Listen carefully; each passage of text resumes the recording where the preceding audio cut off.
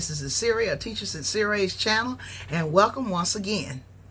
Okay, so I'm back after 3 weeks, and I had planned to come earlier, but well, my plans sort of change. Okay, they sort of change. I can't say I never know when I'm going to be back, but I'm back again.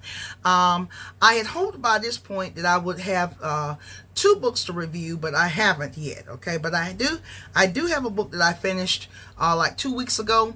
It was a short book, and I was using it for research, and the name of it is Greek Fire and its Contribution to Byzantine Might, and the author is Konstantinos Karatolios. Okay, so the author is a Greek school teacher. He also worked in a museum in Athens, Greece. And it was a short book, and it was not a book that I actually read, that I was, I'm sort of interested in the topic of Greek fire, but I read it for research, and I'll talk a little bit about that after I review the book. Okay, so the book Greek Fire was very short. It looked, I don't have a copy of it, but I got the ebook on Kindle, and it's listed about 50 or so pages, but actually the actual text in it reading about the topic is only maybe about 35 pages. So the book ended very abruptly to me. Okay, at the end of the book there are a lot of notes in both English and Greek. Okay, so I was really surprised when the book ended so quickly, because like I said, I read the book to do research on for a particular project that I am looking at doing. Okay, and I'll talk about that a little bit later. But the book Greek Fire by Konstantinos Karatolios, it was an interesting short book, just very general information, because the topic of Greek fire is there's not a lot of information actually about it historically. This is a historical book. And what Greek fire was, it was also called liquid fire. It had several different types of names, but it was actually a weapon. It was used particularly during with the Byzantine or the Eastern Roman Empire Navy. And it was fired that you could set it off and it would actually not burn out on water. And so it was usually used during naval battles. And so I ran across this book. I was looking for material for the research that I'm trying to do, and this book was pretty good. Okay, but I still need more material. But I gave the rating of the book 4 stars on Goodreads. And the history of Greek fire, like I said, there's not a lot of information about it. There's how it was actually made, the ingredients used to make Greek fire, which was an incendiary weapon, is not really known. There's a lot of different theories. And before the Eastern Romans or the Byzantine Greeks created Greek fire, there were also other people, other cultures that also used something that was like similar, okay, kind of similar, that was sort of like predecessors of Greek fire. Okay. Greek fire also was it was a very well kept state secret in the Eastern Roman Empire, and then one other group was able to get access to it, and it was the Arabs. The Arabs also got access to Greek fire. So Greek fire itself was actually used more, like I said, in naval battles, more so than on land. It was used in some cases on land, but generally it tended to sort of work better the way they wanted it to do if you used it on the water, and it wouldn't burn out, and it would cause a lot of fear and everything. But I don't want to talk a lot about the book, because if I don't want to give too many spoilers, because if you are interested in the book, it's a very short book, and I don't want to just basically give you everything. You can go and read it, and you can buy it on Amazon, perhaps some other places. So yeah, I did enjoy it. I learned some, but like I said, I needed more. I need a little bit more information than it provided. But I did get about 10 pages of handwritten notes about it. Now, why am I using this book? Why did I decide to use this book for research? Well, I am putting together some ideas. I want to write an article for a magazine called In Command Magazine. It's an online military history magazine.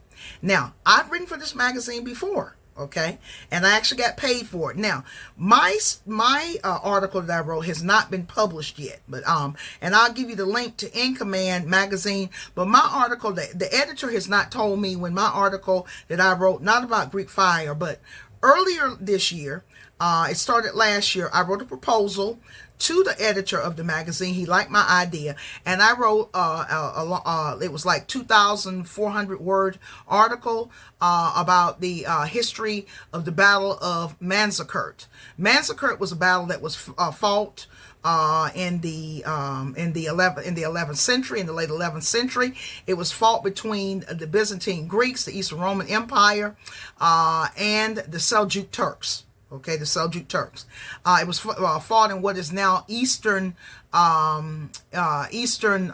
Turkey. Okay, so I wrote an article about this very pivotal battle last year. I finished it. My deadline was back in February, so I finished it like almost a month before. Now, when I wrote the proposal to the article, to the editor of the magazine, I had not taken any notes. I hadn't done my research.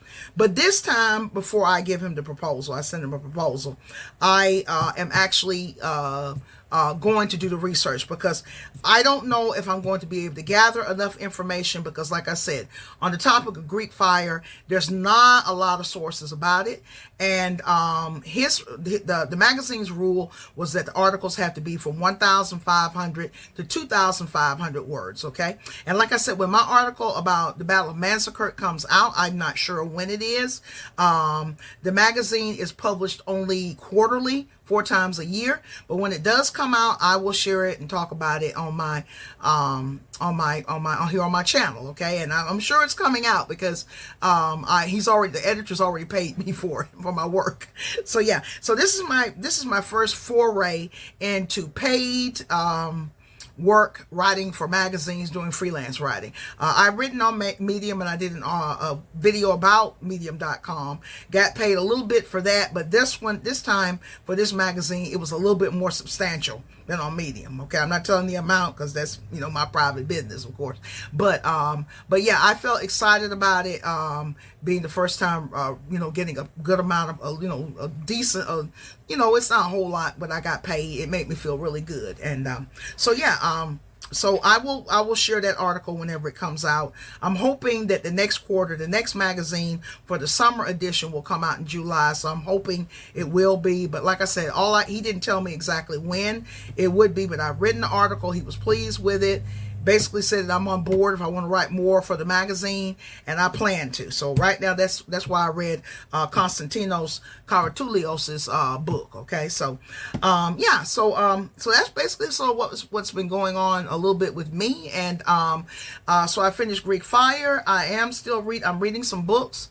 I sort of changed my schedule for reading, because like I said, at the end of my day now, the way things are, often I don't feel like doing anything but maybe playing some games like Mahjong or something on my phone. I don't feel like doing anything, but I am reading some books. I finished that one, and I'm close to finishing up George S. Schuyler's Black No More, this satire. So I'm hoping to finish it up this week.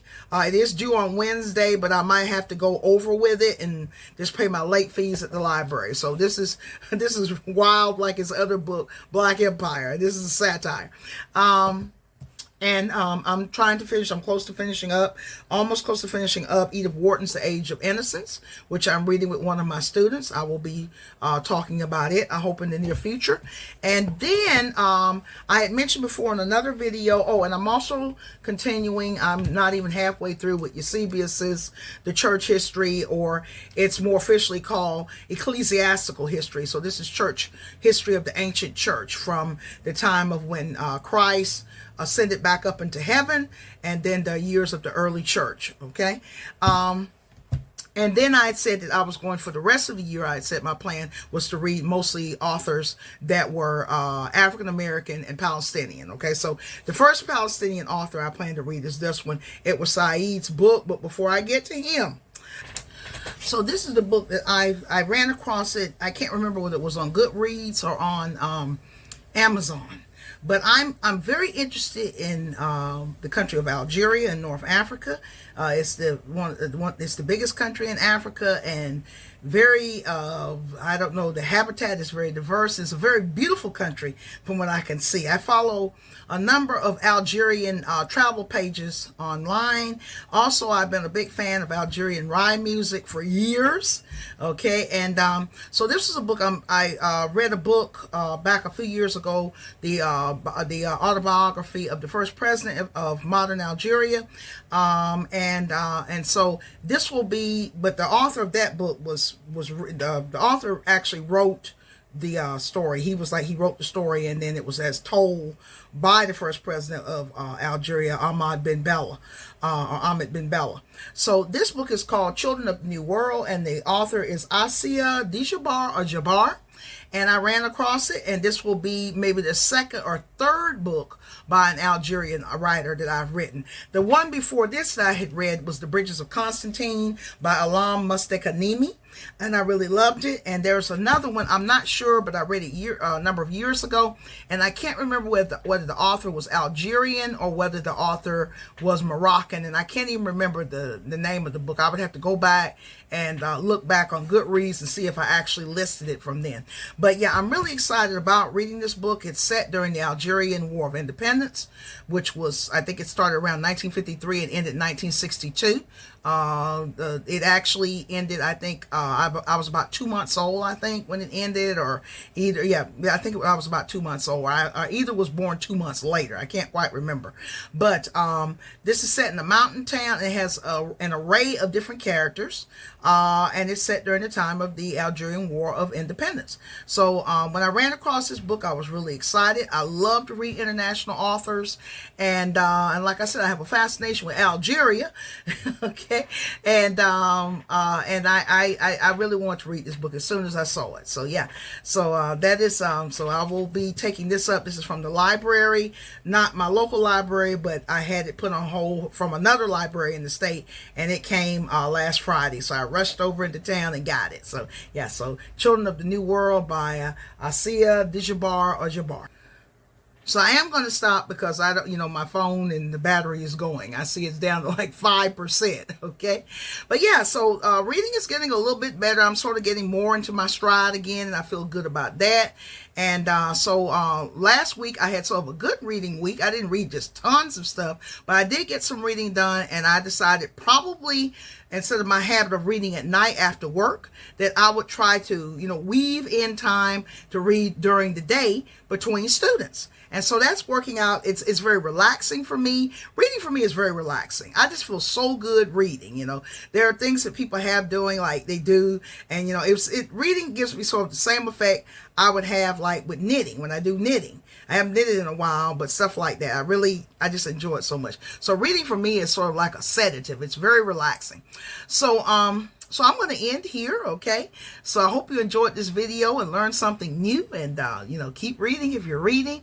And so I'm going to end here. So this is Sincere. Until next time.